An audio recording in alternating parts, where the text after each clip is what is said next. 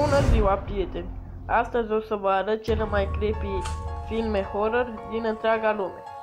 Să începem! Pe locul 1 se clasifică Exorcistul, unul dintre cele mai bune filme horror din întreaga lume. Exorcistul prezintă posedarea unei fete de diavol. Fata legitează și duce capul în jurul corpului și vorbește cu o voce diabolică. Un preot este adus pentru a face o slujbă de exorcizare, ceea ce e doar începutul dezastrului. 2. Teroare în larg. Un cuplu plecat să facă scufundări este abandonat în larg de compania care le oferise excursie. Apoi deschiderea casei.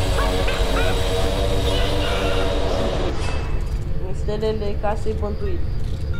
Familia Campbell se mută într-o casă nouă pentru a avea mai bine grijă de fiul lor, Matei, bolnav de cancer.